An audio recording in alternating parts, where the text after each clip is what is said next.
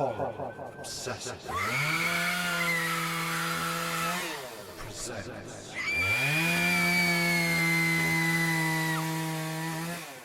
When it comes to things I love, I don't usually choose just one favourite. For example, instead of a favourite horror movie, I have a Mount Rushmore of favourites: Frankenstein, Bride of Frankenstein, Psycho and The Shining. I'm like that with pretty much everything that's important to me, but horror actors are one of the few exceptions. While there are a whole bunch of great genre performers I absolutely adore, like Boris Karloff, Bela Lugosi, and Christopher Lee, there's one name that stands above the rest in my eyes: Vincent Price. To be fair, it's not that I think Price was more talented than those other actors. In fact, if we're just judging them by their two or three best performances, I might choose Lugosi instead. But if we broaden our scope and look at their entire careers, I have to go with Vincent Price. He just made more films that I really love, so in my book, he's the greatest horror actor of all time. That being said, Price's vast filmography also comes with a bit of a dark side. While it's great for people like me who already know his movies, it can be a bit intimidating for new fans. It's just tough to know where to start. So to help remedy that, I'd like to give you a few recommendations. I've compiled a list of 5 of my favourite Vincent Price films, so if you're looking to explore the work of this genre legend, I suggest checking out these all-time classics. The Fall of the House of Usher. Directed by Roger Corman and based on the Edgar Allan Poe short story of the same name, this film was the beginning of what is often called Corman's Poe cycle. You see, from 1960 to 1964, Corman directed 8 movies based on Poe's works, 7 of them with Vincent Price, and The Fall of the House of Usher was the first. It's about a man named Roderick Usher who believes his family is cursed, so will stop at nothing to prevent his sister Madeline from marrying her fiancé Philip and continuing their bloodline. Pretty much right from the beginning, this film is saturated with an atmosphere of absolute dread.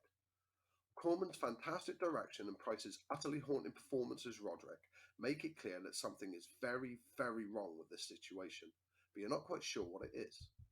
Most notably, you don't know if Roderick is right that his bloodline is cursed, or if he's just gone totally mad. But one thing is certain, he genuinely believes it himself. He gives a couple of brief monologues explaining the curse to Philip, and Vincent Price imbues these speeches with a fear and a conviction that make you hang on every word he says. Granted, you don't know if he's right, but you sure as hell believe that Roderick thinks he is. And his unflinching certainty is enough to send more than a few chills down your spine. On top of that, the house where Roderick and his sister live also seems cursed, and that just adds another layer to the hair-raising mystery. Throughout the film, the characters experience a handful of Final Destination-esque brushes with death, but you're not sure if they're supernatural or just bad luck. The place is falling apart, so these frightening events aren't entirely unexpected, but that could also be part of the curse. You simply don't know, and that uncertainty adds to the atmosphere of madness and despair that hangs over this entire story. It's absolutely captivating, and that atmosphere helps make The Fall of the House of Usher one of the best entries in Vincent Price's celebrated filmography. It's creepy and bizarre, and it will keep you on your toes from beginning to end. So if you want to know what makes Price such a legend of the horror genre, you can't go wrong starting with this classic collaboration. The Pit and the Pendulum. The Pit and the Pendulum was the second film in Roger Corman's Poe cycle, and while it doesn't quite reach the heights of The Fall of the House of Usher, it's still an excellent movie that every fan of classic horror needs to watch.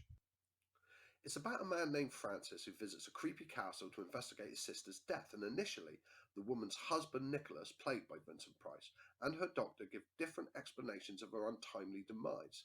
However, after seeing some creepy, seemingly supernatural phenomenon at the castle, we eventually learn that the truth is much more sinister than Francis could have imagined. In a lot of ways, this movie is very similar to The Fall of the House of Usher. Both films take place in a creepy house. This one is technically a castle, but you get the idea. They're both about a man who travels to the place because of a woman, and they both feature fantastically tortured performances by Vincent Price. Granted, those things are all a bit better in The House of Usher, but The Pit and the Pendulum does them pretty well in its own right too. That being said, this isn't just an inferior rehash of Corman and Price's previous collaboration. It tells its own unique story, and in my opinion, that's where it really shines. At its core, this film is all about Nicholas and his descent into madness, and predictably, Vincent Price absolutely nails it.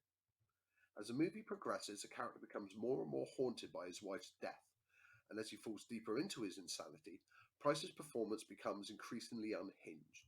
It's an absolute joy to watch, and unlike a lot of similar films, this one completely sticks the landing. It culminates in a demented finale that brings the story full circle, so The Pit and the Pendulum is hands down one of the most essential entries in Vincent Price's legendary filmography. The Haunted Palace. The Haunted Palace is the last Corman and Price collaboration we'll look at in this video, and despite its Edgar Allan Poe-esque title, Poe wrote a poem with the same name, it's actually based on a H.P. Lovecraft novella, The Case of Charles Dexter Ward. It's about a man named Charles Dexter Ward who moves into a new home he's just inherited, and soon afterwards he becomes the victim of a malicious curse enacted by his great-great-grandfather, Joseph Curwen. Once again, this story takes place in a creepy Gothic setting, but beyond that, The Haunted Palace is very different from the first two films we examined. For starters, Vincent Price plays Charles and his great-great-grandfather Joseph, and his performance here is nothing like his roles in those other movies. While Charles is a very tragic character, that's not the film's focus. For the most part, Price plays him as a fairly normal guy, so there's nothing too memorable about it. Instead, the real draw here is Price's turn as Joseph Curwen. He's so deliciously evil you can practically taste it every time he speaks.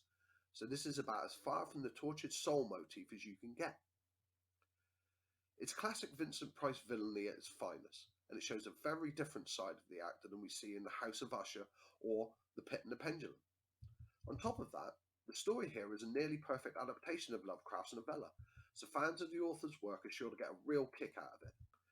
It features, or at least mentions, a whole bunch of Lovecraft mainstays like the Necronomicon and Cthulhu, and it was the first major film to introduce cinema audiences to this beloved mythology.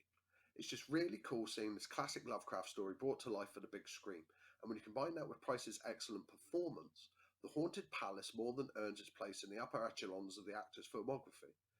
It's one of the most delectably despicable roles of his entire career, so this movie is essential viewing for any budding Vincent Price fan. Witchfinder General. Vincent Price is best known for his sci-fi and supernatural, or at least quasi-supernatural horror movies, but Witchfinder General, also known as The Conqueror Worm, is a bit different. Instead of showcasing ghosts and ghouls and indescribable monsters, this film focuses on the evil we humans inflict on each other. It's about Matthew Hopkins, a man charged with travelling the English countryside and finding secret witches living among the people, and as you can probably guess, this guy abuses his power in some pretty bad ways. He's just an absolutely terrible human being, so naturally, he's brought to life by the master of the macabre, Vincent Price.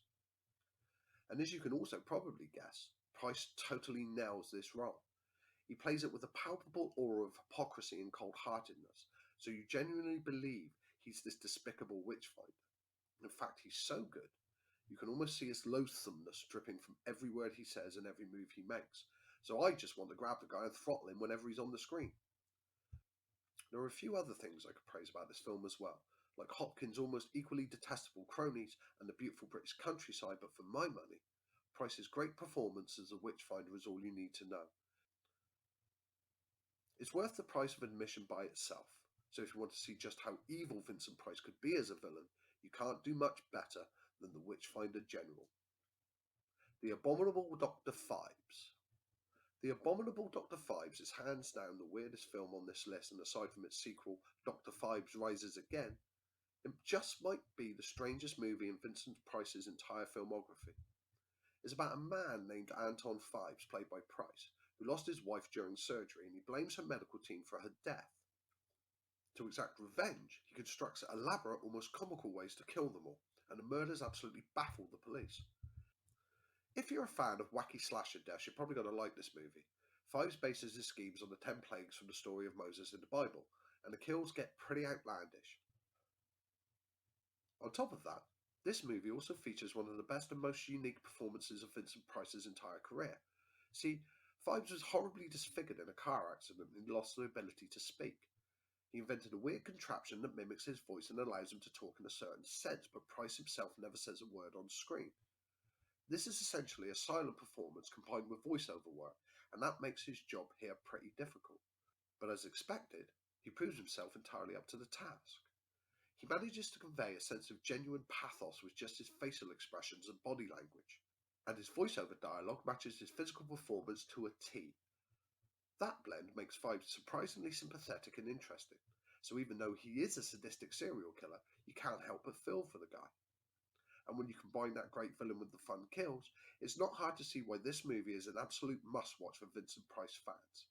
It's the perfect fusion of silly fun and heartfelt emotion, so it showcases everything we love about the legendary actor.